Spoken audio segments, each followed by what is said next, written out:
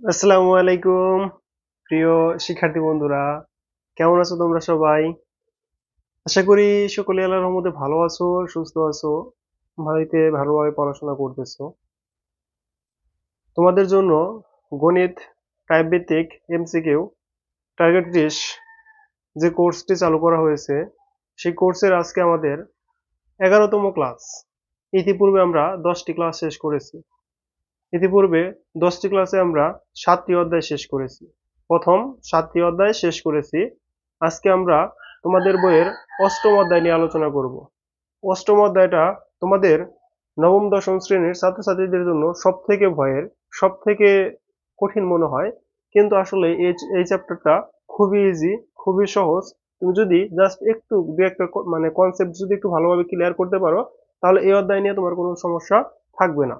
তো কিভাবে পড়লে, কি করলে তুমি এই অধ্যায়টা ভালো করতে পারবা, তাই আজকে আমরা এই ভিডিওতে দেখতে পাবো।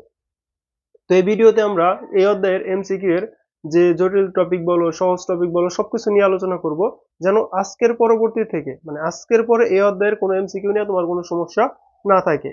তো তোমরা যারা পূর্বের ক্লাসগুলো দেখোনি, পূর্বের ক্লাসগুলো দেখে নিবা। ইতিপূর্বে আমাদের আরো 10টি ক্লাস কমপ্লিট হয়েছে।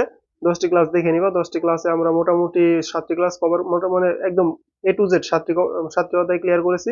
তুমি যদি ওই 7টি অধ্যায় ক্লিয়ার করো এবং আমাদের এই কোর্সটা যদি টোটালি কমপ্লিট করতে পারো, আমাদের টোটাল কোর্সটা যদি তুমি কমপ্লিট করতে পারো, যেমন টাইপ ভিত্তিক গণিত এমসিকিউ বুস্টার টার্গেট 30, এই কোর্সটা তুমি যদি কমপ্লিট করো, তোমার নবম দশম পরীক্ষায় বা এসএসসি পরীক্ষায় তুমি বার্ষিক বলো, অর্ধবার্ষিক বলো, প্রি টেস্ট বলো, টেস্ট বলো, এসএসসি ফাইনাল এক্সাম বলো, কোনো এক্সামে তোমার এমসিকিউ নিয়ে কোনো প্যারা খেতে হবে না।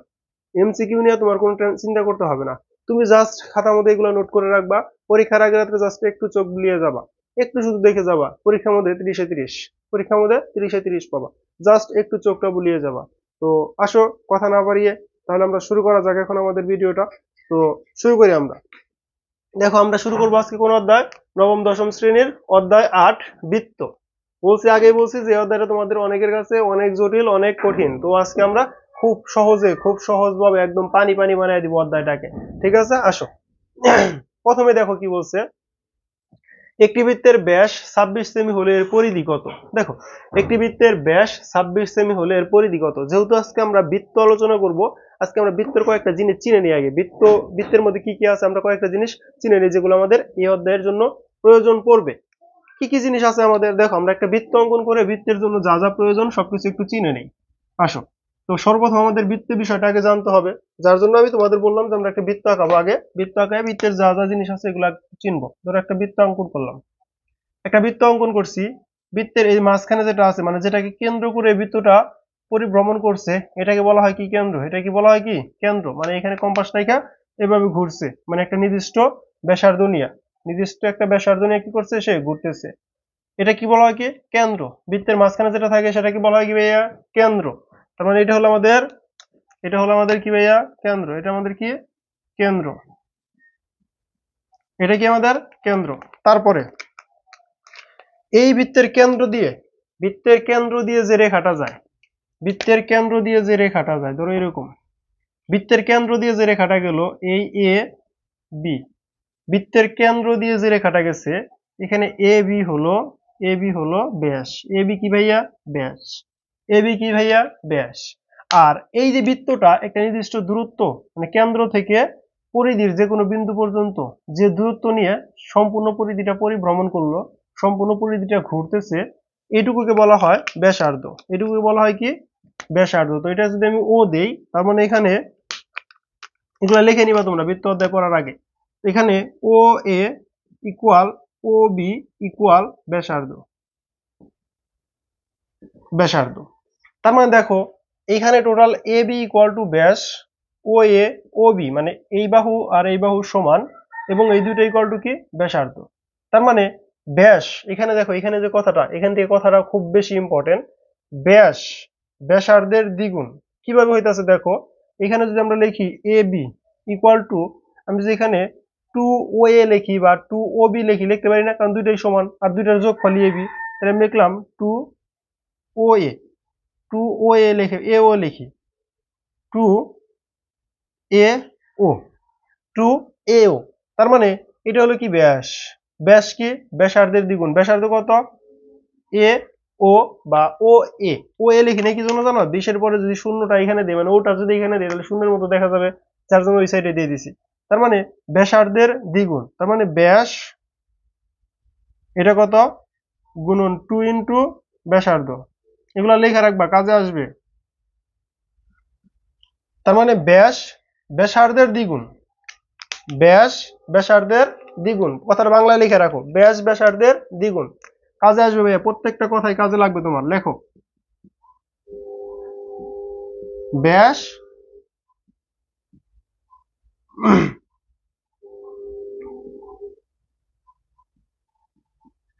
ব্যাসার্ধের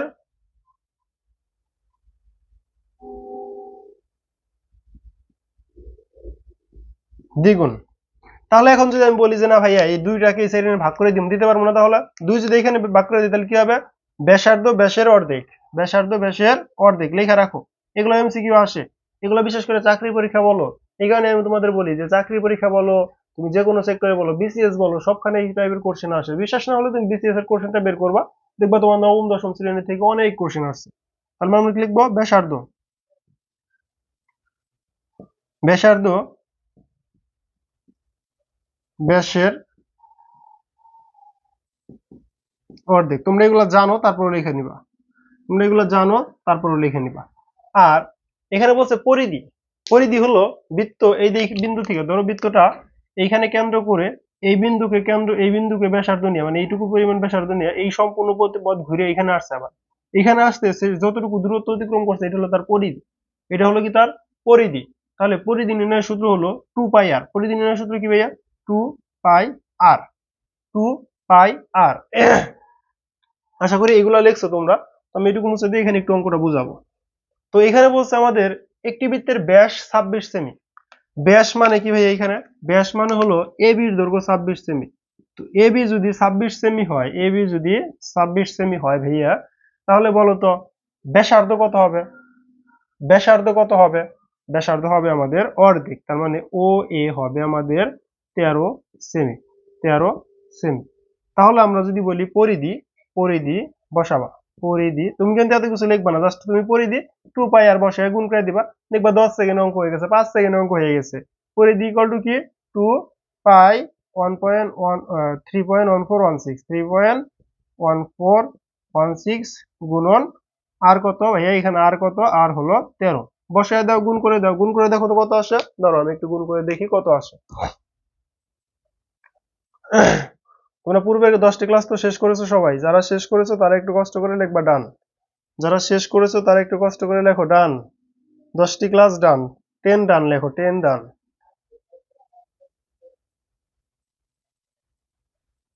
81, 81.68, 81.68 আছে, 81, 81, হ্যাঁ 81.68 মানে 81, 81.68, 81.68 সেমি। তোমার এটার অ্যান্সার কত ভাইয়া? খ নাম্বার। এটার অ্যান্সার কত ভাইয়া? খ নাম্বার। বুঝতে পারলাম এটা? বুঝতে পারছি ভাইয়া? আশা করি বুঝতে পারছি। পরিধি নির্ণয়ের সূত্র কি? 2 পাই আর। কিন্তু পরিধি নির্ণয়ের সময় আমার খেয়াল রাখতে হবে, আমাকে নিতে হবে কি ভাইয়া? আমাকে নিতে হবে ব্যাসার্ধ, আমাকে নিতে হবে কি? ব্যাসার্ধ। ঠিক আছে, আসো তারপরে আসো, তারপরে এত সেমি ব্যাসার্ধ বিশিষ্ট বৃত্তের কেন্দ্রগামী জ্যা এর দৈর্ঘ্য কত? এখন আসতেছি আমরা মেন টপিকে। এই অধ্যায়ের main topic, main important topic গুলো হলো এইগুলা। এখন যে ম্যাথ গুলা করবো সেগুলো হলো আমাদের এই অধ্যায়ের সব থেকে গুরুত্বপূর্ণ। 3.5 সেমি ব্যাসার্ধ বিশিষ্ট, 3.5 সেমি, তার মানে এইদিকে একটু দেখো, এইদিকে একটু খেয়াল করো, তার মানে ব্যাসার্ধ বিশিষ্ট, তার মানে এইখান থেকে এইটুকুর দূরত্ব বলছে না? 3.5 সেমি। ব্যাসার্ধ বিশিষ্ট বৃত্তের কেন্দ্রগামী জ্যা এর দৈর্ঘ্য কত? বৃত্তের কেন্দ্রগামী জ্যা এর দৈর্ঘ্য কত? তুমি মনে রাখবা কেন্দ্রগামী জ্যাটাই হলো ব্যাস, হ্যাঁ কেন্দ্রগামী জ্যাটাই কি? ব্যাস। তার মানে এইটুকু যদি 3.5 সেমি হয়, তাহলে এখানে কত আছে? 3.5 সেমি আছে। তাহলে টোটালটা যোগ করলে কত হবে ভাইয়া? তাহলে টোটালটা যোগ করলে কত হবে? টোটালটা যোগ করলে কত হবে? টোটালটা যোগ করলে হবে 3.5 প্লাস 3.5 ইকুয়াল টু আসবে আমাদের 7। কত আসবে ভাইয়া? 7। তুমি বলতে পারো ভাই এত সহজ প্রশ্ন আসে? হ্যাঁ ভাই, এর থেকেও সহজ প্রশ্ন আসে বোর্ড পরীক্ষায়, কিন্তু আমরা বেসিক ক্লিয়ার না থাকার কারণে আমরা মনে করি যে না আসবে না, আমরা ওইগুলা রিভিশন দেই না। রিভিশন না দেওয়ার কারণে পরীক্ষার হলে যে আমরা ভুল করি, পরীক্ষার হলে যে আমরা এগুলাই ভুল করি। কঠিন ম্যাথ আমরা পরীক্ষার হলে খুব বেশি ভুল করি না, কারণ কঠিন ম্যাথ যে দুই একটা যেগুলো আসে ওগুলো দেখা যায় আমরা জীবনে দেখিই নাই। যার জন্য এটার অ্যান্সার হয়তো অনেকে করতে পারি না। কিন্তু এই টাইপের ম্যাথগুলো ভুল করার কারণে স্টুডেন্টদের রেজাল্ট পিছিয়ে যায়। দেখো এই ম্যাথটা কিন্তু সবাই পারবে, এই ম্যাথটা তুমি যদি ভুল করো তাহলে সবাই পারলো, তুমি পারলা না, তার মানে তুমি পিছিয়ে গেলাও। তোমরা আমরা মনে করি যে কঠিন ম্যাথের কারণে হয়তো স্টুডেন্টদের মধ্যে ব্যবধান সৃষ্টি হয়ে যায় অনেক, না, কঠিন ম্যাথের কারণে স্টুডেন্টদের ব্যবধান সৃষ্টি হয় না। স্টুডেন্টের ব্যবধান সৃষ্টি হলো এই ছোট ছোট ম্যাথ বা বেসিক যে ম্যাথগুলো আছে এইগুলা না বোঝার কারণে। যে ম্যাথটা কঠিন ওই ম্যাথটা ধরো 100 জনের মধ্যে 5 জন পারবে আর 95 জনই পারবে না। কিন্তু এই ম্যাথটা হলো সহজ, এই ম্যাথটা 100 জনের মধ্যে 95 জনই পারার কথা। কিন্তু এইখানে এই যে 95 জন যে পারবে বা 100 জন যে পারবে, 100 জনের মধ্যে যে 5 জন ভুল করবে সেই 5 জনই পিছিয়ে পড়বে সবার থেকে, সে 5 জনই 95 জনের থেকে পিছিয়ে পড়বে। আর দেখো ওই যে কঠিন ম্যাথটা ছিল, কঠিন ম্যাথটা যদি 5 জন পারলো 95 জন না পারলো, এটাতে কিন্তু খুব বেশি পার্থক্য সৃষ্টি হবে না, খুব বেশি পার্থক্য সৃষ্টি হবে না। কিন্তু তুমি যদি এই ম্যাথটা না পারো আর সহজ একটা ম্যাথ না পারো তাহলে কিন্তু তুমি 95 জনের পিছিয়ে পড়ে যাবা, তুমি 95 বা 96 জনের পিছিয়ে পড়ে যাবা। কারণ কঠিন ম্যাথগুলা 2-1 জনে পারে, সর্বোচ্চ 5% 7% স্টুডেন্ট পারবে, কিন্তু সহজ ম্যাথগুলো 100% স্টুডেন্ট পারবে। এর মধ্যে থেকে তুমি যদি টাইপিং মিস্টেক করো, বৃত্ত ভরাট করতে মিস্টেক করো, এখন দেখা যাবে তুমি একদম পিছিয়ে পড়তেছো। আশা করি আমার কথাটা বুঝতেছো যে আমাকে সহজ ম্যাথে কখনোই ভুল করা যাবে না। আর পরীক্ষার আগে শুধু কঠিন ম্যাথে সলভ করবো এরকম না, আমাকে যেগুলো পরীক্ষায় আসে সেগুলোকে একটু বেশি ফোকাসে রাখতে হবে। যেমন এই যে ম্যাথগুলা, এই ম্যাথগুলা সবচেয়ে বেশি ফোকাসে রাখতে হবে। আমি যা পড়াইতেছি এগুলো থেকে তোমাদের প্রশ্ন আসবে, মিলিয়ে নিও। পরীক্ষার পরে এসে ভিডিও দেখবা, পরীক্ষা শেষ করার পরে ভিডিও দেখবা আর মিলাবা এই ম্যাথটা আসছে এগুলো কিনা। 100% শিওর এখান থেকেই কোশ্চেন আসবে। পরীক্ষা দিয়ে শেষ করবা, শেষ করে আসার পরে পরীক্ষা যখন সব শেষ তখন বলবা ভাইয়া বলছিল যে এখান থেকে আসবে, মিলিয়ে দেখবা এখান থেকে আসবে প্রশ্ন। আসো, তারপরে বলছে এটা তাহলে কয় নাম্বার অ্যান্সার আসলো? 7, ঘ নাম্বারটা অ্যান্সার। তারপরে বলছে 3 সেমি ব্যাসার্ধ বিশিষ্ট বৃত্তের কেন্দ্র থেকে 2 সেমি দূরবর্তী জ্যা এর দৈর্ঘ্য নির্ণয় করো। দেখো কোশ্চেনটা ভালো করে বুঝবা। 3 সেমি ব্যাসার্ধ বিশিষ্ট, তার মানে এটা কত সেমি ভাইয়া? এটা কত সেমি ভাইয়া? 3 সেমি। 3 সেমি ব্যাসার্ধ বিশিষ্ট বৃত্তের কেন্দ্র থেকে, কেন্দ্র কোনটা ভাইয়া? এইটা হলো কেন্দ্র, এটা হলো কি কেন্দ্র। বলছে কেন্দ্র থেকে, তো আমরা একটু উপরের দিকেও নিতে পারি, এটা নিচের দিকেও নিতে পারি। কেন্দ্র থেকে, এই কেন্দ্র, কেন্দ্র থেকে 2 সেমি দূরবর্তী, তার মানে এই যে 2 সেমি দূরে একটা ব্যাসার্ধ আছে, কি আছে? একটা জ্যা আছে। 2 সেমি দূরে একটা কি আছে? জ্যা আছে, একটা জ্যা আছে। বলছে জ্যা এর দৈর্ঘ্য নির্ণয় করো। 2 সেমি দূরবর্তী জ্যা এর দৈর্ঘ্য নির্ণয় করো, তার মানে এখানে ধরো সি ডি। এটা হয়তো আমার আঁকান ঠিক হয় না, কারণ এটা একটু উপরে যেত, এটা একটু নিচে আসতো। যাই হোক, তোমরা ওইদিকে খেয়াল না করে বোঝার চেষ্টা করবে।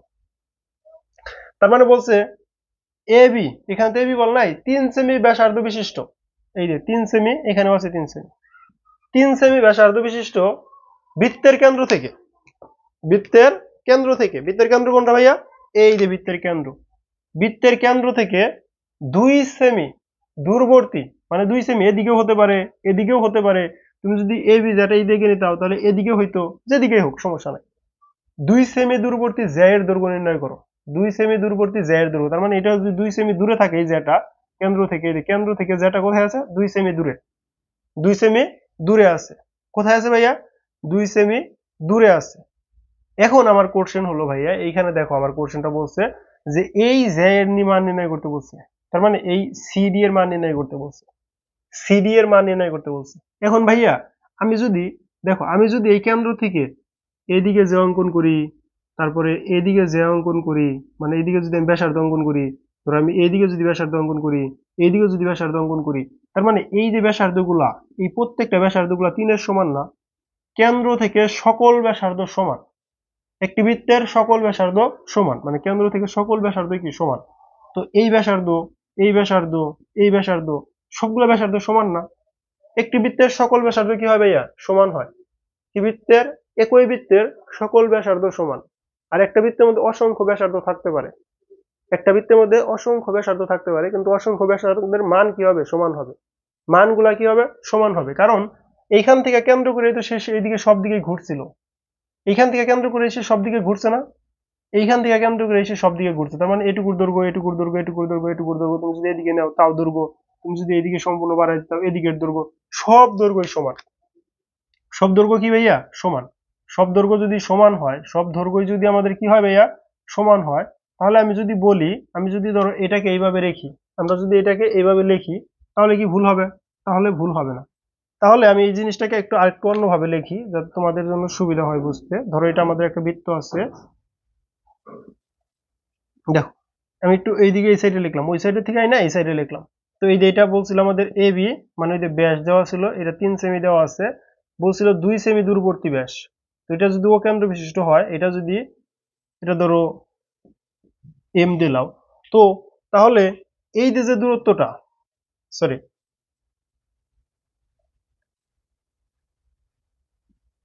আমরা এটাকে এভাবে অঙ্কন করবো না, ওইটাই অঙ্কন, আমাদের ওইটাই অঙ্কন রাখো, ওইটাই অঙ্কন রাখো, কারণ আমাদের এটা তো এরকম অঙ্কন হবে না, আমাদের এটাই অঙ্কন রাখো। কারণ এটা তো এইখানে অঙ্কন হবে না আমাদের, এইখানে অঙ্কন হবে না, কারণ এটা তো এরকম ছিল না আমাদের, এটা ছিল কি আমাদের এরকম ছিল না, এরকম ছিল।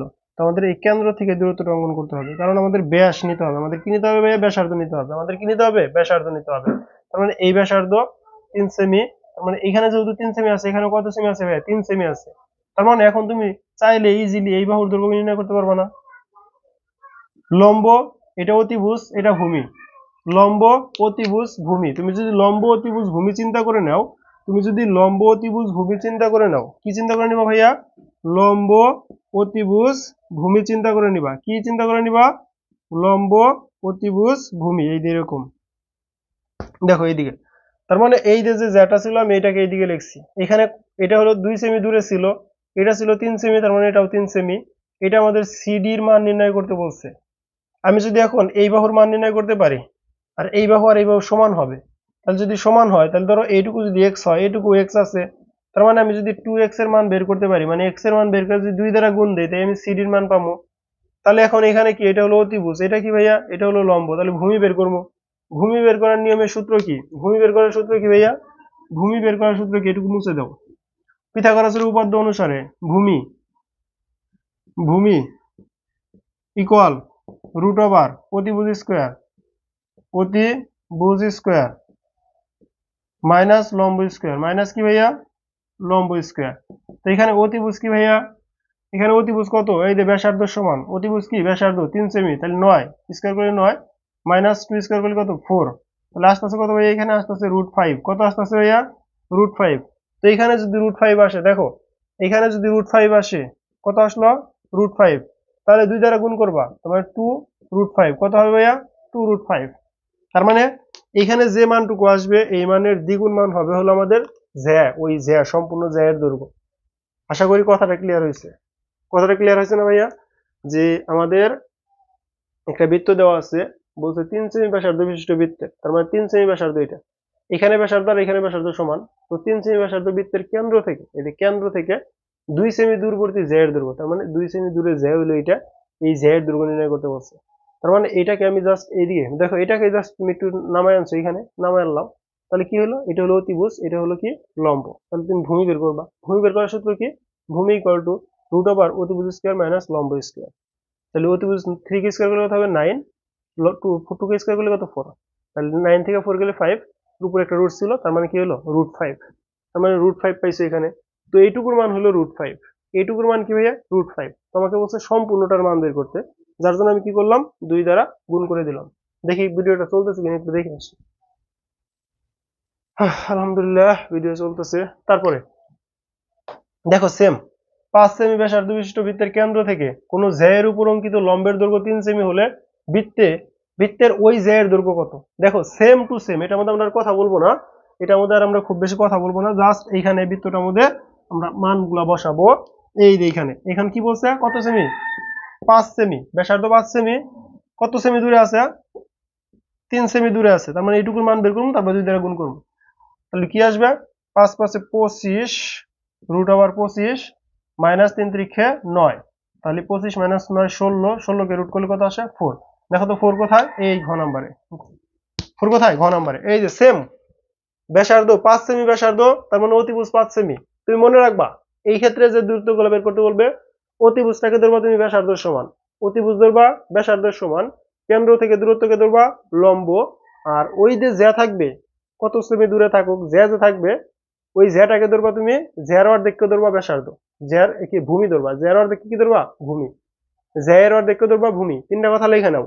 এই যে দূরত্ব নির্ণয়ের ক্ষেত্রে ব্যাসার্ধকে সবসময় অতিভুজ ধরবা, ব্যাসার্ধকে সবসময় অতিভুজ ধরবা, কেন্দ্র থেকে দূরত্বকে সবসময় লম্ব ধরবা। তারপরে ওই যে মানে কেন্দ্র ব্যতীত যে থাকবে, কেন্দ্র ব্যতীত এর অর্ধেক হবে ভূমি, কেন্দ্র ব্যতীত এর অর্ধেক হবে ভূমি। Clear?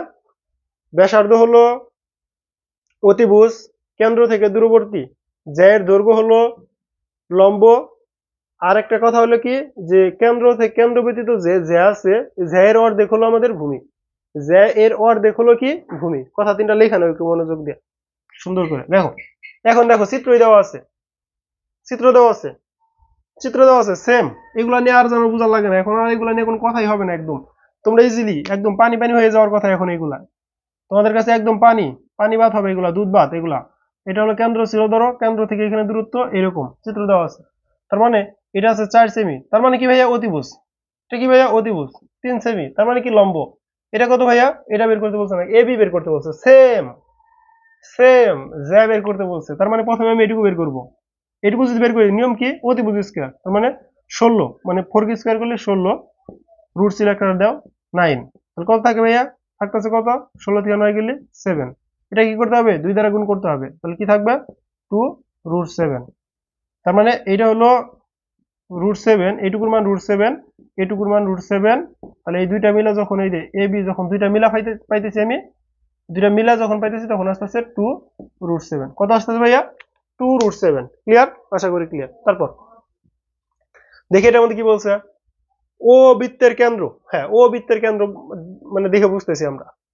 O A B, O A B কোণ equal to 40 degree. O A B কোণ ইকুয়াল 40 ডিগ্রি বলছে। এ ও বি কোণের মান কত? এ ও বি কোণের মান কত বলছে? ও এ বি কোণের মান, ও এ বি কোণের, আমি একটু চিত্র ডাকায় তোমাকে বুঝাই, তাহলে তুমি ইজিলি বুঝবা। তাহলে আমি একটু চিত্র ডাকায় নেই ভাইয়া, চিত্র ডাকায় নেই। খুবই সহজ, খুবই সহজ, একটু জাস্ট মনোযোগ দাও। এই চিত্র এরকম হইতেছে কি এখন আবার? প্রথমে চিত্র এত সুন্দর হইলো,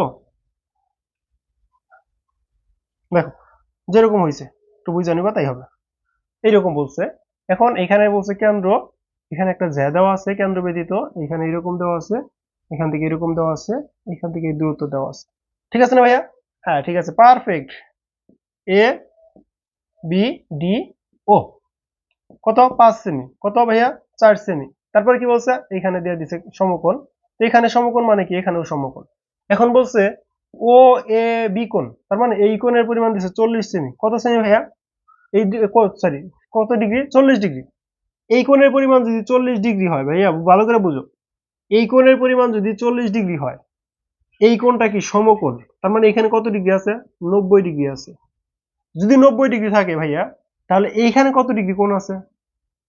কত ডিগ্রি আছে বলো তো ভাইয়া দেখি। তাহলে আমরা জানি ত্রিভুজের তিন কোণের পরিমাণ 180 ডিগ্রি। মানে এইখানে যদি 90 ডিগ্রি থাকে, এখানে যদি 40 ডিগ্রি থাকে, তাহলে আমার প্রয়োজন 50 ডিগ্রি। তার মানে এখানে আছে কত ডিগ্রি ভাইয়া? 50 ডিগ্রি। এখানে আছে কত ডিগ্রি? 50 ডিগ্রি। তাহলে এইখানে যদি 50 ডিগ্রি থাকে, তাহলে এখানে তার আরো 50 ডিগ্রি আছে, এখানে আরো 50 ডিগ্রি আছে। তুমি বলতে পারো ভাই কিভাবে 50 ডিগ্রি থাকবে এখানে? তুমি বলতে পারো ভাই এখানে কিভাবে 50 ডিগ্রি হলো? হ্যাঁ 50 ডিগ্রি কিভাবে হলো দেখো, এই বাহু এই বাহু সমান, এই বাহু এই বাহু সমান, এই কোণ সমান। যদি এই তিনটা জিনিস সমান থাকে, তার মানে একটা ত্রিভুজের সবকিছু সমান হবে। একটা ত্রিভুজের তিনটা জিনিস সমান হলে আমরা কি বলি তাকে? সর্বসমত্রিভুজ। সর্বসমত্রিভুজ, তার মানে তাদের দুইজনের মধ্যে সবই সমান। তাদের দুজনের মধ্যে কি? সবই সমান। একটা ত্রিভুজ সর্বসম হলে তাদের নাক কান গলা চুল নখ যা আছে সবই সমান হবে। যদি সবই সমান হয়, যদি সবই সমান হয়, তাহলে এই কোণ ইকুয়াল টু যেহেতু এই কোণ, এই কোণ ইকুয়াল টু যেহেতু এই কোণ, তার মানে এই কোণ ইকুয়াল টু এই কোণ, তার মানে আমাকে যদি বলে এই কোণের পরিমাণ কত, এই কোণের পরিমাণ কত, তখন আমি বলবো ভাই এই কোণের পরিমাণ 40 ডিগ্রি, এই কোণের পরিমাণ 40 ডিগ্রি। তার মানে এখন আমাকে বলছে এই সম্পূর্ণ কোণের পরিমাণ কত। এই সম্পূর্ণ কোণের পরিমাণ দেখো বলছে ও এ ও বি কোণের পরিমাণ, এ ও বি কোণের পরিমাণ, তার মানে এই সম্পূর্ণ কোণের পরিমাণ কত এটা আমাকে চাইছে। যদি সম্পূর্ণ কোণের পরিমাণই চায়, তাহলে এখানে কত? 50 আর 50, দুইটা কোণ মিলে এক করতে বলছে না, তার মানে আমার হবে কি 50 প্লাস 50। কত আসবে ভাইয়া? 50 প্লাস 50, তার মানে কত ভাইয়া? 100। কত ভাইয়া? 100। ক্লিয়ার? 100 আছে কি? হ্যাঁ 100 আছে आंसर। বুঝতে পারছো? এখন তোমার কাছে আমার কোশ্চেন হলো ভাইয়া এ বি এর মান কত? এ বি বাহুর মান কত? এ বি বাহুর মান কত? দেখো এখান থেকে আমরা এ বি বাহুর মানও বের করব। এ বি বাহুর মান বের করব। আমি এটা একটু আবার বুঝাই দিব। এ বি বাহুর মান বের করো সবাই। এ বি বাহুর মান বের করো। তাহলে 25 মাইনাস 16 রুট আছে তো 25 মাইনাস 16 রুট আছে, তার মানে আসবে কত, √9 ইকুয়াল টু 3। তার মানে এডির মান কত, 3। তার মানে এবির মান কত হবে, এটা হলো এডির মান। আর এবির মান কত হবে, 3 দুগুণে 6। এবি হলো 6, এডি হলো 3। এবি হলো 6, এডি হলো 3। তোমাকে যদি বলা হবে এখানে ব্যাস কত, ব্যাস কত, দেখো ব্যাসার্ধ কত, 4। ব্যাসার্ধ কত, ব্যাসার্ধ কত, 5। ব্যাসার্ধ কত, 5। তোমাকে যদি বলা হয় ব্যাস কত, 2 আরো 5 যোগ করে দিবা, কত হবে, 10, বা 2 দ্বারা গুণ করে দিবা, 10। ব্যাস কত এটা, 10। এখন দেখো, এবার এই কোণটার মধ্যে আসি। তো আমরা জানি ত্রিভুজের 3 কোণের পরিমাণ 90 ডিগ্রি। তো এখানে আছে 180 ডিগ্রি, এখানে আছে 90 ডিগ্রি। তো এখানে যদি 40 ডিগ্রি থাকে, মানে বলে দিচ্ছে এখানে 40 ডিগ্রি, তার মানে এই কোণের পরিমাণ হলো 50 ডিগ্রি। এই কোণের পরিমাণ কত ভাইয়া, 50 ডিগ্রি। আর এই কোণ মানে এই ত্রিভুজটা আর এই ত্রিভুজটা সর্বসম। কি জন্য সর্বসম, এটাও এই বাহু আর এই বাহু সমান, কারণ এরা ব্যাসার্ধ। এই বাহু আর এই বাহু সমান, কারণ একটা রেখার উপরে এসে লম্ব আকারে পড়ছে, তার মানে এই বাহু আর এই বাহু সমান। এই বাহু আর এই বাহু সমান, কারণ এদের সাধারণ বাহু দুই ত্রিভুজের মধ্যে আছে। এটা কি সাধারণ বাহু, সাধারণ বাহু, কারণ দুই ত্রিভুজের মধ্যে আছে। তার মানে একটা ত্রিভুজের 3টা বাহু সমান, 3টা বাহু যদি সমান হয়, ত্রিভুজটা কি হবে, সর্বসম। ত্রিভুজটা যখন সর্বসম হয়েছে, তখন এই কোণ আর এই কোণ সমান হবে, এই কোণ আর এই কোণ সমান হবে, এই কোণ আর এই কোণ সমান হবে। আমাদের কোণগুলো যখন সমান হলো, আমাকে বলছে টোটালটার মান কত, মানে এখানে 50, এখানে 50 আছে। যদি 50-50 থাকে, তার মানে দুইটা মিলে কত হবে, 100 ডিগ্রি হবে। আসো তারপরে বৃত্তের ক্ষেত্রে অর্ধবৃত্তস্থ কোণ দুই সমকোণ, দেখো তো অর্ধবৃত্তস্থ কোণ দুই সমকোণ কিনা, এটা মনে রাখো, এটা খুবই ইম্পর্টেন্ট কোশ্চেন, খুবই ইম্পর্টেন্ট কোশ্চেন, প্রত্যেকটা কোশ্চেন ইম্পর্টেন্ট বৃত্ত অধ্যায়। দেখো অর্ধবৃত্তস্থ কোণ, এই বৃত্ত অঙ্কন করলাম আমরা একটা, এটা অর্ধবৃত্ত নিলাম, অর্ধবৃত্ত নিয়ে বৃত্তস্থ কোণ নিলাম। বৃত্তস্থ কোণ কোথায় ভাইয়া, এখানে। বৃত্তস্থ কোণ কোথায়, এখানে। বৃত্তস্থ কোণ যদি এখানে হয়, ভালো করে বুঝো, বৃত্তস্থ কোণ যদি এখানে হয়, তাহলে কেন্দ্রস্থ কোণ কোনটা কোথায় আছে, কেন্দ্রস্থ কোণটা আছে আমাদের এইখানে। কেন্দ্রস্থ কোণটা কোথায়, এইখানে। কেন্দ্রস্থ কোণ কোথায়, এইখানে। তো কেন্দ্রস্থ কোণ যদি এখানে থাকে, তার মানে এখানে কত ডিগ্রি কোণ আছে, 180 ডিগ্রি। আমরা জানি কেন্দ্রস্থ কোণের অর্ধেক হবে বৃত্তস্থ কোণ, তার মানে 180 যদি অর্ধেক করি কত হবে, 90 ডিগ্রি। তার মানে কত হবে, এক সমকোণ। কত হবে ভাইয়া, এক সমকোণ। বৃত্তস্থ কোণ কত ডিগ্রি, ভালো করে একদম টোটালি মুখস্থ, এটা এটা পরীক্ষার মধ্যে আসতেই পারে, অনেকগুলো বোর্ডে আসবে। বৃত্তস্থ কোণ কত ডিগ্রি ভাইয়া, এক সমকোণ বা 90 ডিগ্রি। বৃত্তের সকল সমান জ্যা কেন্দ্র থেকে সমদূরবর্তী, হ্যাঁ তোমাদের এটা একটা উপপাদ্য আছে, তোমাদের এটা একটা উপপাদ্য আছে, বৃত্তের সকল সমান জ্যা, ও যেটা যায় দিছে এখানে জ্যা হবে, বৃত্তের সকল সমান জ্যা কেন্দ্র থেকে সমদূরবর্তী। কারণ ধরো একটা বৃত্ত অঙ্কন করছো, আমার তো বৃত্ত এরকম পারফেক্ট হবে না, একটা বৃত্ত অঙ্কন করছো, তুমি যদি এটা কেন্দ্র ধরো, এই কেন্দ্র থেকে এই এতটুকু দূরে এই বাহুর দৈর্ঘ্য যা হবে, এইখান থেকে যতটুকু দূরত্ব নিছো, মানে এরকম এরকম তুমি যদি আরেকটা দূরত্ব নাও, তো এইখান থেকে তুমি যদি দূরত্ব অঙ্কন করো, এই বাহুর দৈর্ঘ্য তাই হবে। আমারটা এরকম পারফেক্ট হবে না, কারণ আমারটা একদম পারফেক্ট বৃত্ত হয় নাই। তবে তুমি যদি এইখান থেকে দূরত্ব এখানে নাও, তো এইখানের দূরত্ব যা আসবে, এইখানের দূরত্ব এই বাহু আর এই বাহুর দূরত্ব সমান হবে। হ্যাঁ, এটা তাহলে বৃত্তের সকল জ্যা কেন্দ্র থেকে সমদূরবর্তী। বৃত্তের ব্যাসই বৃহত্তম জ্যা, হ্যাঁ বৃত্তের সব থেকে বড় যে জ্যাটা আছে, এই দেখো বৃত্তের সব থেকে বড় যে জ্যা, এই যে কেন্দ্র বরাবর যে জ্যা গেছে, এর ব্যতীত ধরো আমি এখানে একটা জ্যা নিলাম, আমি এইখানে একটা জ্যা নিলাম, আমি এইখানে একটা জ্যা নিলাম, আমি ধরো এইখানে একটা জ্যা নিলাম, আমি ধরো এইখানে একটা জ্যা নিলাম। দেখো আমি কতগুলা জ্যা নিছি, সবগুলা জ্যায়ের থেকে দৈর্ঘ্য কোনটা বেশি, এই কেন্দ্র বরাবর যেটা ছিল, এই যে কেন্দ্র বরাবর যেটা ছিল, এই তাহলে কি বৃত্তের বৃহত্তম জ্যা, ওইটাই কি বৃত্তের বৃহত্তম জ্যা। আর বৃত্তের বৃহত্তম জ্যাকে কি বলে, বৃত্তের বৃহত্তম জ্যাকে কি বলে, ব্যাস বলে। আর বৃত্তের ব্যাসই হলো বৃহত্তম জ্যা, বৃহত্তম জ্যা। আর জ্যা সবসময়, বা বৃত্তের বৃহত্তম জ্যা সবসময় কেন্দ্র দিয়ে যায়। বৃত্তের বৃহত্তম জ্যা বা ব্যাস সবসময় কেন্দ্র দিয়ে যায়।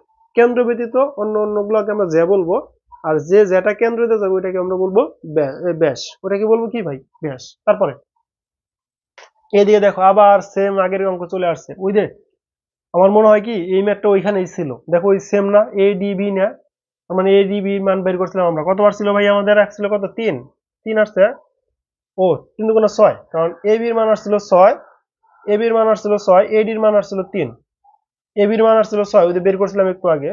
এডির মান আসছিল কত, এডির মান আসছিল 3, এবির মান আসছিল 6। তারপরে কোশ্চেন চলে যাই। এবি ইকুয়াল টু 24 সেমি এবং ও এম ইকুয়াল টু 5 সেমি হলে বৃত্তটির ব্যাসার্ধ কত। এবি ইকুয়াল 24 সেমি এবং ও এম ইকুয়াল 5 সেমি, বৃত্তটির ব্যাসার্ধ কত। এখানে বলে দিচ্ছে এ বি তার মানে কি ওই যে যার কাছে জ্যা ছিল ওই জ্যা এর দৈর্ঘ্য দেওয়া আছে। আমি বলছিলাম জ্যা যা দেওয়া থাকবে মানে এ বি বা অন্য একটা জ্যা যা দেওয়া থাকবে ওর অর্ধেক কি কি ধরবো ভূমি ধরবো। তার মানে এ বি কে অর্ধেক করো, এ বি কে অর্ধেক করলে কত পাবা 12। 12 কি ভাই এখানে ভূমি, 12 কি ভূমি। কেন্দ্র থেকে দূরত্ব ও এম, এই যে ও এম তার মানে কি এটা লম্ব কত 5, এটা কি লম্ব 5। আর চাইছে ব্যাসার্ধ, ব্যাসার্ধ মানে কি ভাইয়া, ব্যাসার্ধ মানে কি অতিভুজ, তার মানে অতিভুজ চাইছে। অতিভুজ স্কয়ার না দিয়ে আমরা একবার রুট দিয়ে দিই। অতিভুজ স্কয়ার মানে কি লম্ব স্কয়ার মানে 5 স্কয়ার প্লাস 12 স্কয়ার কত আসতেছে 125 প্লাস 44 144, তাহলে আসতেছে রুট 169 ইকুয়াল টু 13। কত আসতেছে ভাইয়া 13। কত আসলো ভাইয়া 13, এই যে 13 সেমি। এখন যদি তোমাকে ব্যাসার্ধ না বলে বলতো ব্যাস কত, এই কোশ্চেনটার ক্ষেত্রে তোমাকে বলছে ব্যাসার্ধ না, তোমাকে বলছে কি ভাইয়া ব্যাস কত। যদি ব্যাসার্ধ না বলে ব্যাস বলতো তখন জাস্ট তুমি এই মানটাকে 2 দ্বারা গুণ করে দিতাম। কি করতাম 2 দ্বারা গুণ করতাম। তার মানে এটা পাইলাম কি ব্যাসার্ধ 13 কি ভাইয়া ব্যাসার্ধ। ব্যাসার্ধ আর 2 দ্বারা গুণ করলে কত হবে 26। 26 কি ভাইয়া ব্যাস। 26 কি ব্যাস। যদি ব্যাস বলতো বলতেই পারে, বলতেই পারে কোশ্চেন কর্তার মনে চাইলো যে না আমি ব্যাসার্ধ না দিয়ে ব্যাস দিব, দিতেই পারে। তারপরে আসো এম এন এর দৈর্ঘ্য নির্ণয় করো, মূলত ওই কোশ্চেনটাই। এখান থেকে এম এন এর দৈর্ঘ্য নির্ণয় করবো পরবর্তী কোশ্চেনে 5 নাম্বার কোশ্চেনে আমি এখান থেকে করে যাবো। 5 নাম্বার কোশ্চেন না, কোশ্চেন অনেকটি বেশি পড়ানো হয়েছে কারণ উপরে কয়েকগুলো আমাদের মার্ক করা ছিল না। এম এন এর দৈর্ঘ্য নির্ণয় করো। এম এন এর দৈর্ঘ্য বলতে এম এন, এম এন এর দৈর্ঘ্য নির্ণয় করতে বলছে। ওর থেকে এন পর্যন্ত ভাই এটা কি বলে, ওর থেকে এন পর্যন্ত কি বলে এটাকে তোমার কাছে আমি শুনতে চাই। ওর থেকে এন পর্যন্ত এটাকে কি বলে ভাইয়া, এটাকে বলে ব্যাসার্ধ। কি বলে ভাইয়া ব্যাসার্ধ। কারণ কি বৃত্তের কেন্দ্র থেকে পরিধি পর্যন্ত দূরত্ব, বৃত্তের কেন্দ্র থেকে পরিধি পর্যন্ত দূরত্ব কি বলে ভাইয়া ব্যাসার্ধ। কি বলে ব্যাসার্ধ। তো এটা যদি ব্যাসার্ধ হয় তাহলে ও বি ব্যাসার্ধ, তার মানে ও বি আর ও এন একই কথা। বা আমি যে ভিতরে ব্যাসার্ধ বের করছি এই ব্যাসার্ধ আর এই ব্যাসার্ধ সেম কথা, সেম কথা না ভাইয়া। যদি সেম কথা হয় ভালো করে বুঝো ভাইয়া, যদি সেম কথা হয় তারপরে তুমি লিখতে পারো ও এন ইকুয়াল 13, কারণ ও এন একটা বৃত্তের ব্যাসার্ধ। তার মানে ও বি যে কথা, বৃত্তের ব্যাসার্ধ যে কথা, ও এন একই কথা বা ও বি একই কথা। বা তুমি যদি এখানে নিতাও ও এ যদি আঁকাইতে এইভাবে একটা একই কথা।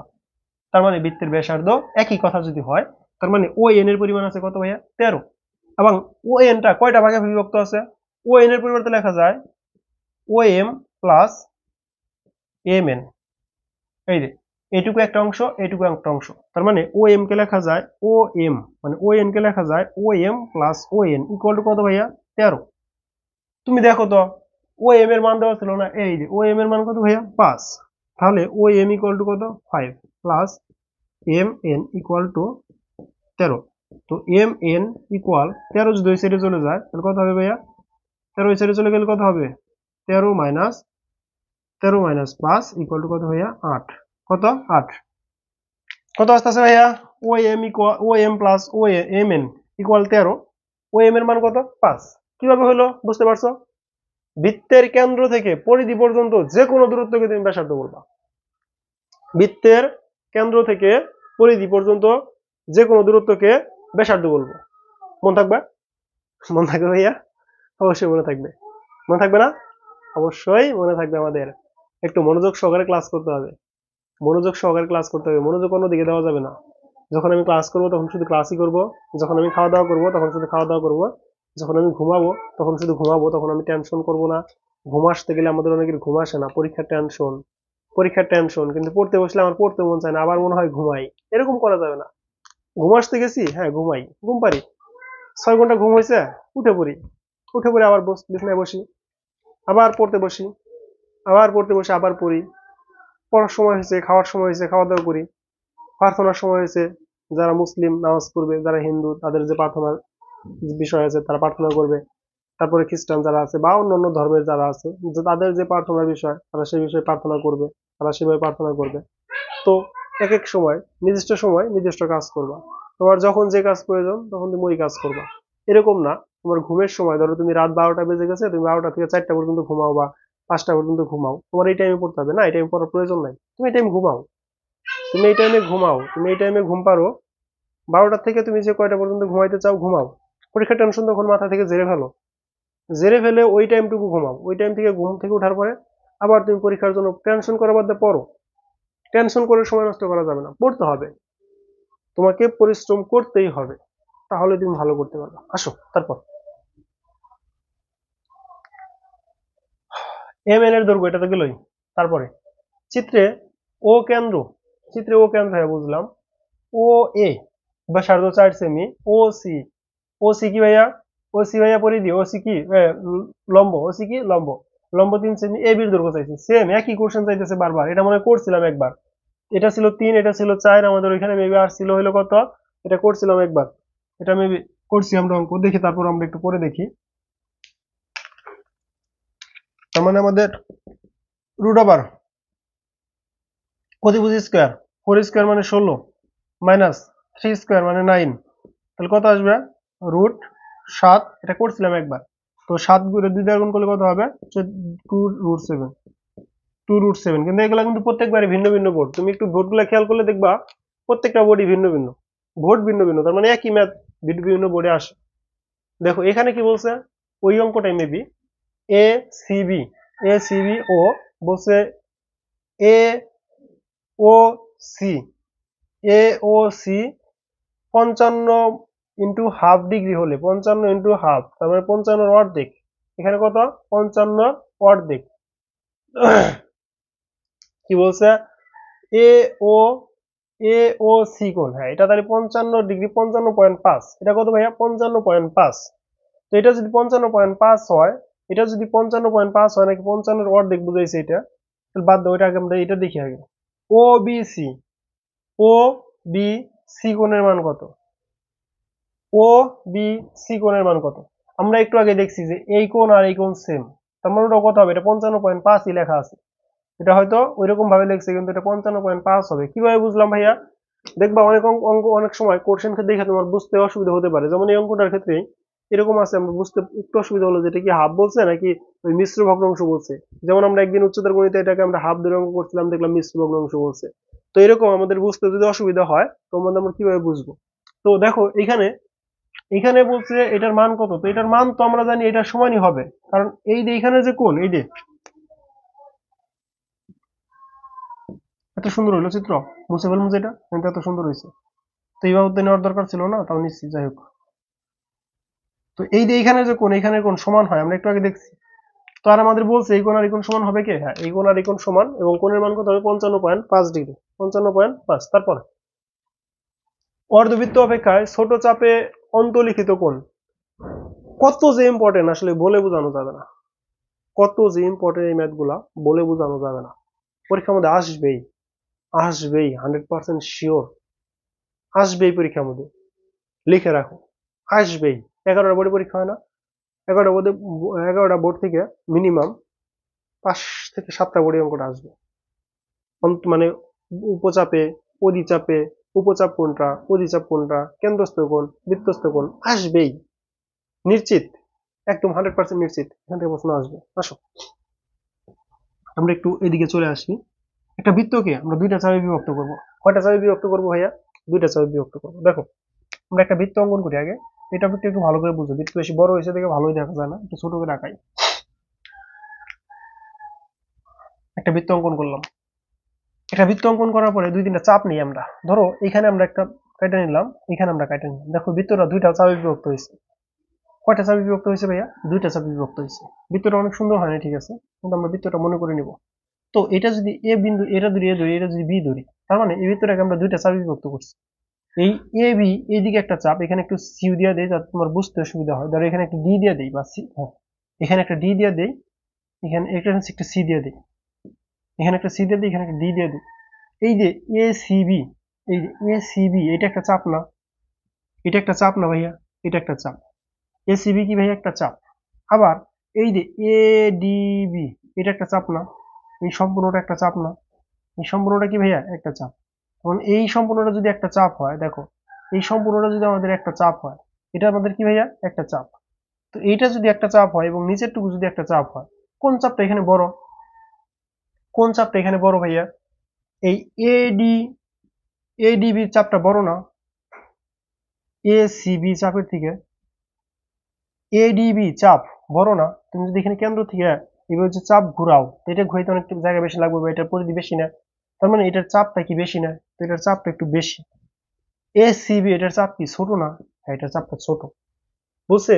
আমাদের বলবে অর্ধবৃত্ত অপেক্ষায়, অর্ধবৃত্ত কোথায় ভাই? এইখানে, এটা হলো অর্ধবৃত্ত। অর্ধবৃত্ত অপেক্ষায় ছোট চাপে, অর্ধবৃত্ত অপেক্ষায় ছোট চাপে, তার মানে এই ছোট যে চাপটা, এই চাপে অন্তর্লিখিত, এই চাপে অন্তর্লিখিত কোণের পরিমাণ কত? অর্ধবৃত্ত অপেক্ষায় ছোট চাপকে কি বলে ভাইয়া? এটাকে বলে অধিচাপ। কি বলে ভাইয়া? অধিচাপ। এটাকে কি বলে ভাইয়া? উপচাপ। কি বলে ভাইয়া? উপচাপ। অধি মানে কি? অধিক।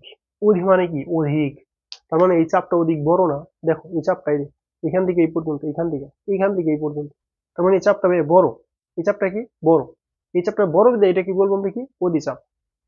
যেটা বড় তাকে বলবো আমরা কি? অধিক। কি বলবো? অধিক। তার মানে এই চাপটা বড়, যার জন্য এটা কি বলবো আমরা? কি অধিচাপ। কি বলবো ভাইয়া? অধিচাপ। এই চাপটা ছোট না, এই চাপের থেকে এটা খুবই সূক্ষ্ম না, তো এটা কি বলবো আমরা? কি উপচাপ। যেমন আমরা বলি বাঙালিদের এখানে উপজাতি আছে, চাকমা, মারমা, গারো, সাঁওতাল, এদেরকে আমরা কি বলি? উপজাতি বলি। কারণ কি? আমাদের যে অন্য অন্য জাতি আছে এদের তুলনায় এরা কি ক্ষুদ্র না? এদের তুলনায় এরা কি ক্ষুদ্র, যার জন্য তারা ক্ষুদ্র বিধায় আমরা তাদেরকে বলি উপজাতি। ক্ষুদ্র বিধায় তাদেরকে বলি কি উপজাতি। তার মানে অদির থেকে যদি কম থাকে তাদেরকে বলবো আমরা কি উপ। তার মানে একটা উপ হবে, একটা অধি হবে, কারণ একটা তো বড় হবেই। বলছে আমাদের অর্ধবৃত্ত অপেক্ষায়, এটা যদি বলতো তাহলে দুইটাই অর্ধবৃত্ত হয়ে গেছে, তার মানে দুইটার চাপ সমান। কিন্তু বলছে অর্ধবৃত্ত অপেক্ষায় বড় হতে হবে, তো অর্ধবৃত্ত অপেক্ষায় যদি বড় হয় তাহলে সেটাকে অধি চাপ বলবো, অর্ধবৃত্ত অপেক্ষায় ছোট হলে সেটাকে বলবো আমরা উপচাপ। তো এইখানে আমরা একটা বিষয় খেয়াল রাখবো, এখানে আরেকটা বিষয় খেয়াল রাখবো। তাহলে আমরা অর্ধবৃত্তর থেকে, এখানে এই টপিকটা এরকম থাক, তো আমরা এখানে একটু ডিটেলস একটু লিখি। অর্ধবৃত্ত অপেক্ষা হ্যাঁ কি লিখবো আমরা? এখানে পাইলাম কি উপবৃত্ত, উপচাপ একটা অধিচাপ। কি পাইছি ভাইয়া? উপচাপ অধিচাপ। তো উপচাপের উপর, উপচাপের উপর, উপচাপের উপর অন্তলিখিত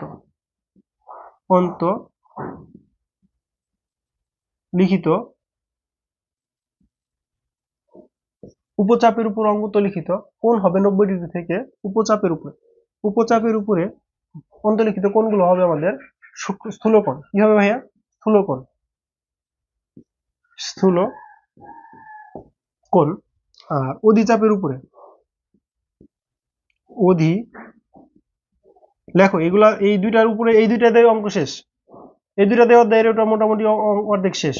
উপচাপের উপর অন্তলিখিত কোণ সূক্ষ্মকোণ।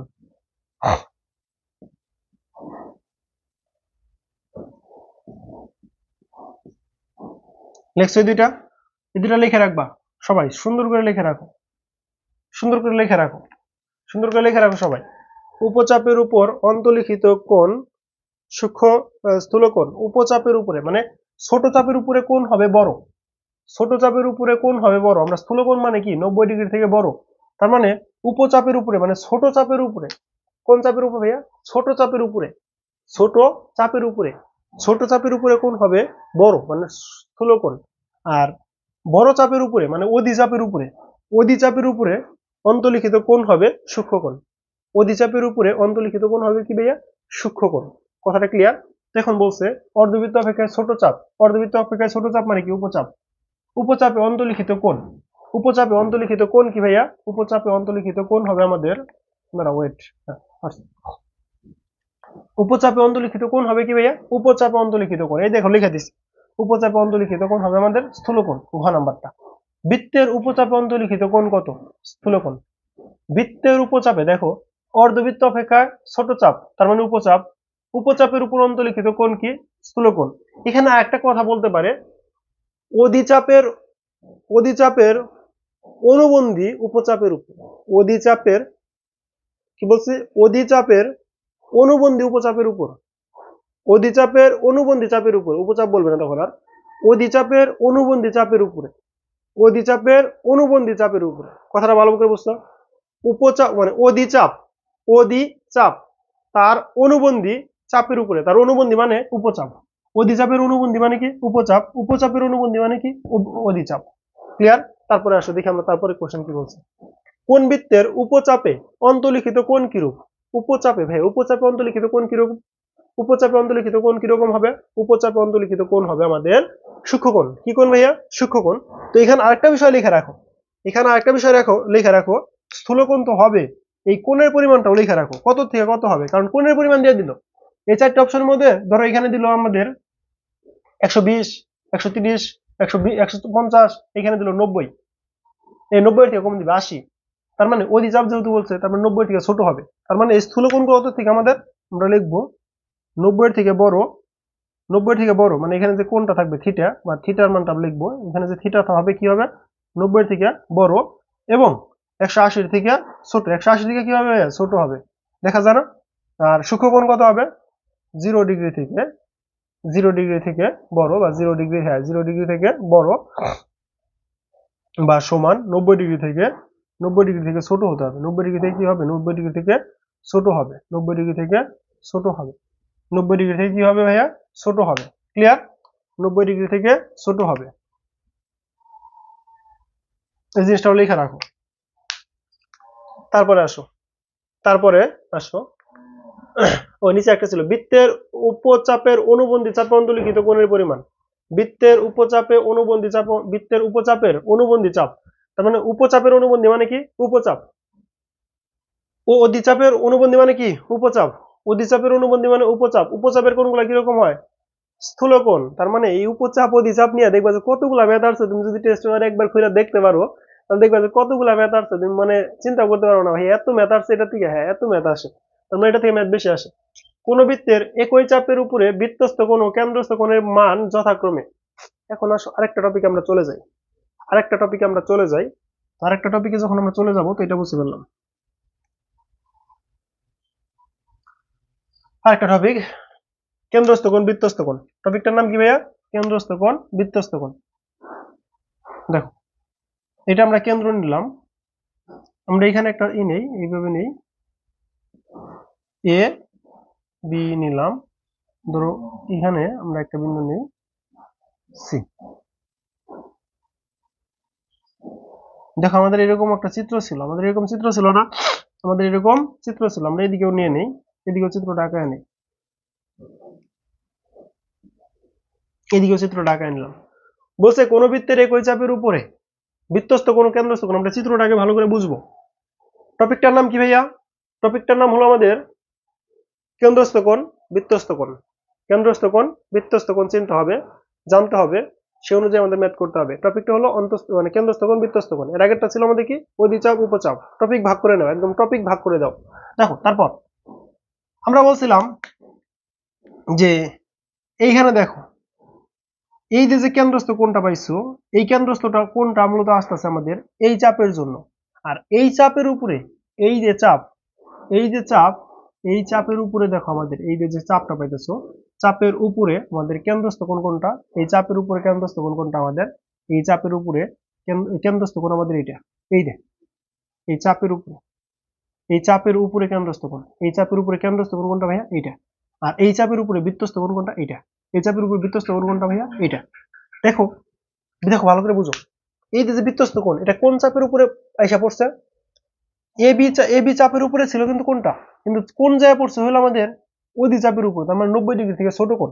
হ্যাঁ 90 ডিগ্রি থেকে ছোট হয়েছে তো ঠিক আছে, তো 90 ডিগ্রি থেকে যদি ছোট হয়, এই যে দেখো কেন্দ্রস্থ কোণ, কেন্দ্রস্থ কোণটাও আমাদের 180 থেকে ছোট হয়েছে, কেন্দ্রস্থ কোণটাও কি 180 থেকে ছোট হয়েছে, যার জন্য এখানে যে কোণ পাওয়া যায় এই কোণটার মান হয়, এখানে যে কোণটা পাওয়া যায় এটা 90 থেকে ছোট হয়। আবার দেখো তুমি যদি এই সম্পূর্ণটা চাপ নাও, এই সম্পূর্ণটা যদি চাপ ধরো, এই সম্পূর্ণটা যদি চাপ ধরো, তখন এটার বৃত্তস্থ কোণ হলো এটা, কেন্দ্রস্থ কোণ হলো এটা, এই যে এই চাপের মানে এ সি বি, এই চাপের বা এ বি এই বা এ ডি সি, মানে এখানে যদি ডি দাও তখন এই চাপের উপরে, এই চাপের উপরে কেন্দ্রস্থ কোণ হলো আমাদের এটা, আর ওই চাপের জন্য বৃত্তস্থ কোণ হলো এটা। বৃত্তস্থ কোণ কোনটা ভাইয়া? এটা। তার মানে এই কোণ, মানে এই কোণের অর্ধেক হলো এখানে আছে, এই কোণের অর্ধেক আছে এখানে, আর এইটা হলো আমাদের প্রবৃদ্ধ, এটা হলো আমাদের প্রবৃদ্ধ কেন্দ্রস্থ কোণ। এটা কি ভাইয়া? প্রবৃদ্ধ কেন্দ্রস্থ কোণ, প্রবৃদ্ধ কেন্দ্রস্থ কোণ, আর এটা আমাদের কি শুধু কেন্দ্রস্থ কোণ, এটা আমাদের কি শুধু কেন্দ্রস্থ কোণ। তো আমরা চিত্রটা নিলাম, এটা হলো প্রবৃদ্ধ কোণ, এটা হলো কেন্দ্রস্থ কোণ, এটা হলো আমাদের, এটা হলো উপচাপের উপর আসছে, তার মানে 180 থেকে বড়, মানে 90 থেকে বড় হবে, 90 থেকে বড় হবে বলতে এটা থেকে আমাদের এটার সাথে সম্পর্ক, এটার সাথে কার সম্পর্ক ভাই, এটার সাথে, এই কোণের সাথে সম্পর্ক কার, এই কোণের সাথে। একটু ভালো করে বুঝবা, কারণ পরে কাজে আসবে, এই জিনিসটাই তোমার লাগবে। তো দেখো, তার মানে আমরা বলতে পারি এইখানে এই যে কেন্দ্রস্থ কোণ এ, এটা ও দাও, ও বি, তার মানে এই A O B equal to A C B. তার মানে এই যে যে এ ও বি পাইতেছো, এই O B two A C B কোণের সমান। তার মানে এই কেন্দ্রস্থ কোণ বৃত্তস্থ কোণের দ্বিগুণ। আবার তুমি যদি আবার এই প্রবৃদ্ধটার সাথে চিন্তা করো, তখন লিখতে পারো এ ও বি, এখানে একটা ডি দিয়ে দাও, এ ও বি, তার মানে এই যে এই কোণ ইকুয়াল টু লেখা যায় প্রবৃদ্ধ, লিখে দাও, প্রবৃদ্ধ লেখা দিলে ভালো হবে, প্রবৃদ্ধ, দয় দেওয়া হবে না, প্রবৃদ্ধ, প্রবৃদ্ধ, প্রবৃদ্ধ, প্রবৃদ্ধ হবে এখানে। তার মানে এই কোণ ইকুয়াল টু আসবে আমাদের, এই কোণ ইকুয়াল, দেখো এই কোণ, এই যে এ ও, এই যে উপরেরটা, উপরের কোণ ইকুয়াল টু আমরা কোনটা জানি, আমরা উপরের কোণ ইকুয়াল টু জানি এইটা, তখন আমাদের হবে two A D B, two A D B. এটা একটু লেখা রাখো, এটা একটু লেখা রাখো ভাইয়া, কাজে আসবে। বলছে একই কোন বৃত্তের একই চাপের উপরে দণ্ডায়মান, দেখো একটা চাপ হইতে হবে, এই চাপ অথবা এই চাপ, একই চাপের উপর দণ্ডায়মান বৃত্তস্থ কোণ ও কেন্দ্রস্থ কোণের মান যথাক্রমে, তার মানে এটা হলো বৃত্তস্থ কোণ, এটা হলো কি ভাই, কেন্দ্রস্থ কোণ। তো আমরা জানি বৃত্তস্থ কোণ কেন্দ্রস্থ কোণের দ্বিগুণ, তো আমরা এটা লিখছি, যদি লিখে থাকি আমরা এখানে বসাবো, আমরা এখানে বসাবো। তো বলছে বৃত্তস্থ কোণ কেন্দ্রস্থ কোণের মান যথাক্রমে, তার মানে কেন্দ্রস্থ কোণের মানটা পরে, বৃত্তস্থ কোণের মানটা আগে।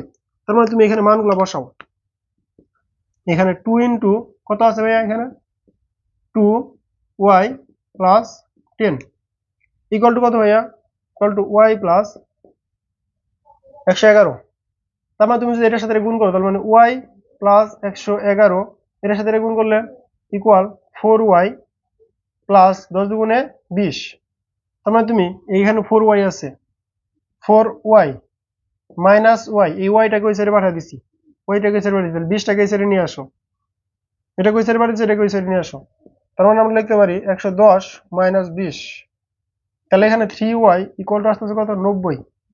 তার মানে y ইকুয়াল টু আসতেছে কত ভাইয়া, y ইকুয়াল টু আসতেছে আমাদের 30, y ইকুয়াল টু কত আসলো 30। তার মানে y ইকুয়াল টু আমরা এইভাবে লিখতে পারতাম 90 ভাগ 3 ইকুয়াল টু কত ভাইয়া, 30, কত 30।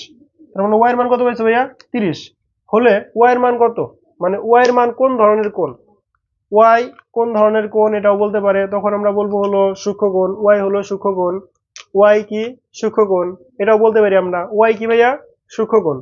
তার মানে y এর মান, বা মান যদি না বলে, এখানে বলছে y কোন ধরনের কোণ, তার মানে y কি সূক্ষ্মকোণ। অথবা যদি বলতো y এর মান কত, তখন আমরা বলতাম y এর মান হলো 30। যদি y এর মান চাইতো তখন বলতাম 30, আর y কোন ধরনের কোণ, y হলো আমাদের এখানে সূক্ষ্মকোণ, y কি ভাইয়া সূক্ষ্মকোণ। তারপর এখানে দেখো বলছে চিত্রে ও কেন্দ্র বিশিষ্ট বৃত্তে পি কিউ আর এর সম্পূরক কোণ কত, পি কিউ আর এর সম্পূরক কোণ, মানে এখানে কোণ দেওয়া আছে একটা, এখানে একটা কোণ দেওয়া আছে, তুমি বলতে পারো ভাইয়া, ভাইয়া কি হইলো, এটা তো এরকম তো হওয়ার কথা ছিল না, এরকম তো হওয়ার কথা ছিল না, এখানে তো কেন্দ্রস্থ কোনো দেওয়া নাই, বৃত্তস্থ কোনো দেওয়া নাই, তাহলে আমি কেমনে সমাধান করব ভাইয়া, ভাই এখানে তো কেন্দ্রস্থ কোনো দেওয়া নাই, বৃত্তস্থ কোনো দেওয়া নাই, কেমনে সমাধান করব, দেখি ক্লাসটা চলতেছে কিনা একটু দেখে আসি। হ্যাঁ ক্লাস চলতেছে। ভাই এখানে তো কেন্দ্রস্থ কোণ দেওয়া নাই, বৃত্তস্থ কোণ দেওয়া নাই, কেমনে সমাধান করবো একটু বলে দেন তাড়াতাড়ি। হ্যাঁ আসো তাড়াতাড়ি আমরা বলে দিব। কেন্দ্রস্থ কোণ না বলা থাকলেও দেখো এই যে রেখাটা, রেখাটা কি ভাইয়া কেন্দ্র বরাবর না, তাহলে এটা কি বলে ব্যাস, তার মানে এটা অর্ধবৃত্ত হয়েছে না, উপরের একটা বৃত্ত নিচের একটা বৃত্ত। অনেক সময় দেখবা এই নিচের বৃত্তটুকু থাকবে না, নিচের বৃত্তটুকুই থাকবে না, এরকম থাকবে, শুধু উপরের বৃত্তটা থাকবে, উপরে শুধু বৃত্তটা থাকবে, তারপর তোমার মনে করে নিতে হবে এটা অর্ধবৃত্ত। কি মনে করতে হবে ভাইয়া, অর্ধবৃত্ত। তার মানে অর্ধবৃত্ত কোণ আমরা জানি যে অর্ধবৃত্তের বৃত্তস্থ কোণ কত, 90 ডিগ্রি। তার মানে দেখো তো ভাইয়া, এটা যদি 90 ডিগ্রি হয়, তার মানে এই কোণ আর এই কোণ, এই কোণ দুই কোণ মিলে কত ডিগ্রি হবে, 90 ডিগ্রি। অথবা তুমি যদি এখানে বলো পি কোণ প্লাস আর কোণ প্লাস কিউ কোণ ইকুয়াল টু 90 ডিগ্রি, 180 ডিগ্রি, ত্রিভুজের তিন কোণের পরিমাণ কত, 180 ডিগ্রি। তো এখন তুমি যদি বলো ভাইয়া এখানে ধরো কিউটা আগে দিই, এখানে দিই পি কিউ আর দিই, এখন তোমাকে বলছে তুমি জানো আর কোণের মান 90 ডিগ্রি, তাহলে তুমি যদি লেখো এখানে পির মান কত, এক্স প্লাস 5x, এটার মান জানো তুমি কত, 90 ডিগ্রি, কত, এটা তুমি এইভাবে লিখবা না, তুমি জানোই 90 ডিগ্রি, তুমি ডাইরেক্ট এইটুকু ইকুয়াল টু 90 ডিগ্রি পাবো না, মানে 8 ইকুয়াল টু 90 ডিগ্রি লিখবা। তুমি লিখতে পারো x plus 5x equal to 180 minus 90, তার মানে 6x equal to 90, x equal to 90 ভাগ 6 করলে কত আসে? 15। কত আসে ভাইয়া? 15। মানে 15 ডিগ্রি হলো এক্স এর মান। 15 ডিগ্রি কার মান পাইছো? এক্স এর মান। তার মানে এক্স এর মান যদি 15 ডিগ্রি হয়, তার মানে এখানে তুমি কি করবো? 5 রে 15 দ্বারা গুণ করবা। 15 দ্বারা গুণ করলে কত হয়? 75। 5 গুণন 15 ইকুয়াল টু কত? 75। তার মানে এই কোণের মান কত? 75। এই কোণের মান তাহলে কত ভাইয়া? এই কোণের মান 15, এই যে এক্স এর মান 15। এই কোণের মান যদি 75 ডিগ্রি হয়, তাহলে এই কোণের সম্পূরক কোণ কত? দেখো এর আগের ভিডিওতেই বলছিলাম, সম্পূরক কোণ যখন বলবে 180 থেকে যে কোণের সম্পূরক কোণ বলবে ওই কোণটাকে বাদ দিয়ে দিবা। যে কোণের সম্পূরক কোণ বের করতে বলবে ওই কোণটাকে বাদ দিয়ে দিবা। মন থাকবে? সম্পূরক কোণ বললেই যে কোণের সম্পূরক বলবো ওই কোণটাকে বাদ দিয়ে দিবা 180 থেকে। তার মানে এটা যদি বাদ দিয়ে দাও কত হবে ভাইয়া? কত হয়? 105। কত হইতেছে? 105। যে কোণের সম্পূরক বলবে ওই কোণটাকে বাদ দিবা 180 থেকে, ওই কোণটাকে বাদ দিয়ে দিবা। এখন তুমি বলতে পারবো এই 75 বের করতে তো অনেকটা টাইম লেগে গেল। না, টাইম লাগবে না। কিভাবে করবা তুমি জানো? তুমি জানো এখানে যে কোণটা আছে এটা 90 ডিগ্রি, আর 3 ত্রিভুজের 3 কোণের পরিমাণ 180 ডিগ্রি। তুমি লিখবা ডাইরেক্ট এরকম ভাবে x plus 5x equal to 90 degree. তার মানে এক্স একবার ডাইরেক্ট এক্স লিখবা, x equal to 90/6 equal to 15 degree. দেখো কয় সেকেন্ড লাগলো এখন? এখন কয় সেকেন্ড লাগলো? তারপরে দেখবা হলো এখানে কত আছে? 5 আছে, তার 5 দ্বারা গুণ করে দাও। কত হলো? 75 ডিগ্রি। তার মানে 5x ইকুয়াল টু কত ডিগ্রি আসলো? 75 ডিগ্রি। এখন এর সম্পূরক কোণ বের করবা, যার জন্য বাড়িতে বেশি বেশি প্র্যাকটিস করতে হবে, না হলে তুমি পারবা না ভাইয়া। যত প্র্যাকটিস মানে যতই চেষ্টা করো, বাড়িতে প্র্যাকটিস না করলে কাম হবে না। বাড়িতে তুমি যত বেশি প্র্যাকটিস করবে তুমি তত বেশি ভালো করতে পারবে ম্যাথে। ম্যাথ বিষয়টা হলো প্র্যাকটিস, যে যত বেশি প্র্যাকটিস করবে। তারপরে সেম মনে হয় নাকি? চিত্রের ও কেন্দ্র বিশিষ্ট বৃত্তে এবিসি, মানে চিত্রের ও কেন্দ্র বিশিষ্ট এবিসি বৃত্তে এ ও বি কোণ, মানে কেন্দ্রস্থ কোণ ইকুয়াল টু 80 ডিগ্রি হলে এ সি বি কোণের মান কত? একটা কথা মাথায় রাখবো ভাইয়া, এখানে কেন্দ্রস্থ কোণ যেখানেই হোক, কেন্দ্রস্থ কোণ যেখানেই হোক না কেন, কেন্দ্রস্থ কোণ যেখানে হোক যদি একই চাপের উপরে হয়, তাহলে বৃত্তস্থ কোণ আর কেন্দ্রস্থ কোণ ওই যে নিয়মটা ছিল অর্ধেক হবে। কেন্দ্রস্থ কোণের থেকে বৃত্তস্থ কোণটা কি হবে? অর্ধেক হবে, যেখানেই হোক। তার মানে যদি এইটা কেন্দ্রস্থ কোণ যদি 80 হয়, তাহলে বৃত্তস্থ কোণ কত হবে ভাইয়া? 40 হবে। বৃত্তস্থ কোণ 40 হবে। এখন এইখানে হতে পারে, ধরো এ বি থেকে আমি চাপ নিলাম, ধরো এরকম ভাবে আমি লিখলাম। আরেকটা জিনিস একটু বুঝাই দিই, এখানে ধরো এটা তো চাপ আছেই তো এখানে, ধরো আমি এইখান থেকে মানে এই যে এ বি এর উপরে চাপ, ধরো এই চাপের উপর থেকে আমি কোন মানে রাখাইলাম, ধরো এরকম ভাবে এই যে নিলাম, এইভাবে যোগ করলাম। দেখো ভাই এটা কিন্তু কেন্দ্র বাইরে গেছে। এই যে কোণ আঁকাইলাম, এই কোণও যা হবে, এইখানে কোণ আঁকাইলাম, এই কোণও যা হবে, এখানে কোণ আঁকাইছি এই কোণও তাই হবে। তুমি যদি এখান থেকে কোণ আঁকাও এখানে, তাও সেম হবে, তাও সেম হবে। তার মানে এই কোণ, ধরো এখানে যদি এ কোণ দাও, এখানে যদি বি কোণ দাও, এখানে সি কোণ, এখানে ডি কোণ, তার মানে এটা এম এন দিয়ে দিই তাহলে এটা। তার মানে এম এন এই যে চাপের উপরে এই এ কোণের পরিমাণ, বি কোণের পরিমাণ, সি কোণের পরিমাণ, ডি কোণের পরিমাণ সব সমান হবে। আর এবং এটার মান হবে হলো এই যে অর্ধেক, কেন্দ্রস্থ কোণের অর্ধেক। মানে কেন্দ্রস্থ কোণ এখানে ছিল হলো 80 ডিগ্রি, তার অর্ধেক কত? তার অর্ধেক 40 ডিগ্রি। যদি 40 ডিগ্রি হয়, তাহলে আমি বলতে পারবো যে এটা যদি 40 ডিগ্রি হয়, তার মানে এখানে যতগুলা কোণ থাকবে সবগুলাই কি হবে? 40 ডিগ্রি হবে। এবং আমাকে এই টাইপের কোশ্চেনও দিতে পারে, এই টাইপের কোশ্চেনও দিতে পারে। ধরো এরকম একটা চিত্র দিয়ে দিল, বললো যে এটা হলো বৃত্তস্থ, এটা হলো চাপ এ বি, ধরো এরকম একটা এবিসি চাপের উপরে একটা কেন্দ্রস্থ কোণ দিল এরকম, দেওয়ার পরে বললো যে এরকম একটা কোণ দেওয়া আছে, আরেকটা কোণ দেওয়া আছে ধরো এরকম, আরেকটা কোণ দেওয়া আছে ধরো এরকম। ধরো এই কোণটার নাম দিছে এক্স, এই কোণটার নাম দিছে ওয়াই। তোমাকে বলে দিল ওয়াই কোণ 40 ডিগ্রি। ওয়াই কোণ 40 ডিগ্রি হলে এক্স কোণের মান কত? তখন তোমাকে বলতে হবে এক্স কোণের মানও 40 ডিগ্রি। কি বলতে হবে? এক্স কোণের মানও 40 ডিগ্রি। অথবা আমাকে যদি এটাও না বলে, ধরো এখানে একটা মান দিয়ে দিচ্ছে, ধরো এটা মান দিয়ে দিচ্ছে 100। কত দিছে ভাইয়া? কেন্দ্রস্থ কোণের মান দিয়ে দিচ্ছে 100। তোমাকে বলছে এক্স এর মান কত? তুমি ডাইরেক্ট অন্য কোনো দিকে নজর না দিয়া ডাইরেক্ট 100/2 ইকুয়াল টু লিখবা কত? 100/2 ইকুয়াল টু 50। এই ওয়াই এর দিকে তাকাইতে হবে না তোমার। অথবা আমি বলতে পারি মানে যদি তিনটা অপশন থাকে, তখন বলবো এক্স কোণ ইকুয়াল টু কি ওয়াই কোণ, এক্স কোণ ইকুয়াল টু কি ওয়াই কোণ। হ্যাঁ, এক্স কোণ ইকুয়াল টু ওয়াই কোণ। দেখো আমি কিন্তু একটা কোশ্চেনের সাথে তোমাকে অনেক অনেক কোশ্চেন পড়াই দিই, মানে যা আসবে, মানে যা আসার সম্ভাবনা আছে সবই পড়াই দিছি। দেখো একই কথা। তাহলে যদি এটা 40 ডিগ্রি হয়, এ ও বি যদি 40 ডিগ্রি হয়, এ সিবি কত ডিগ্রি হবে ভাইয়া? 20 ডিগ্রি আছে, এই যে 20 ডিগ্রি। কত ডিগ্রি হবে ভাইয়া? 20 ডিগ্রি। তারপর দেখো বলছে A B A C, A B C বৃত্তে বিসি ব্যাস, হ্যাঁ বিসি ব্যাস, ব্যাস বলতে মানে কি, এটা হলো অর্ধবৃত্তস্থ কোণ আছে এখানে। হাফ বি এ সি কোণ, তার মানে এটা যদি 90 ডিগ্রি হয়, 90 এর অর্ধেক কত ভাইয়া? 45। তার মানে কত হবে? 45। তার মানে এই এ কোণ হলো 90 ডিগ্রি, কারণ অর্ধবৃত্তস্থ কোণ 90 ডিগ্রি, তার অর্ধেক কত? 45 ডিগ্রি।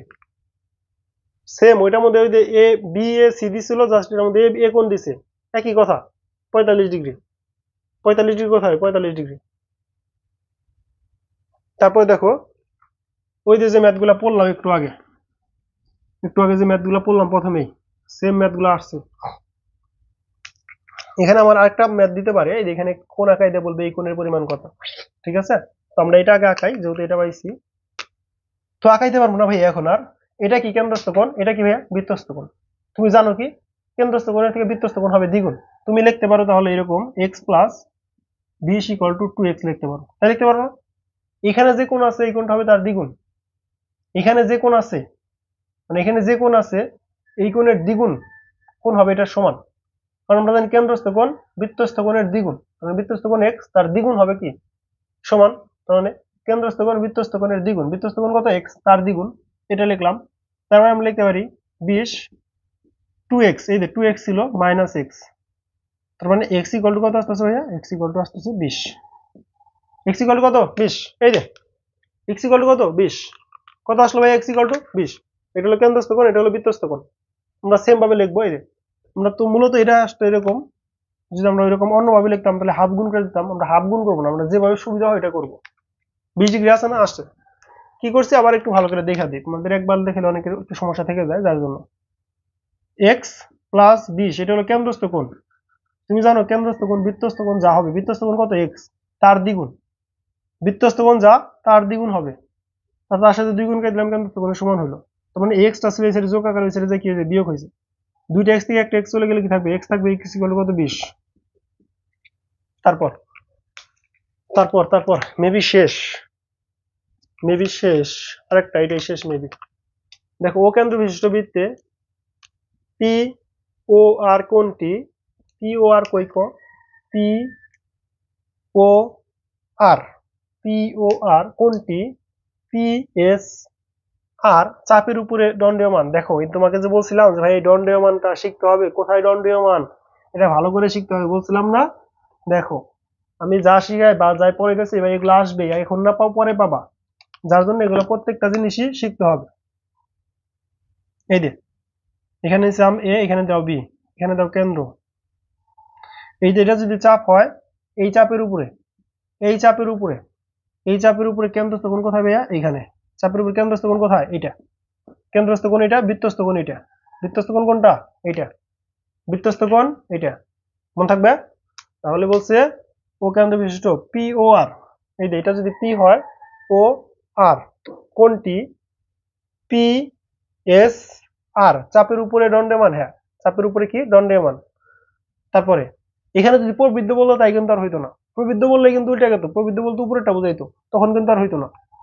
তারপরে বলছে P Q R, P Q R, P Q R equal to half P O R. হ্যাঁ এটাও রাইট, কারণ কি এই কোণের অর্ধেক হবে এই কোণের সমান, এই কোণের অর্ধেক পি ও আর এর অর্ধেক কত? পি কিউ আর এর সমান।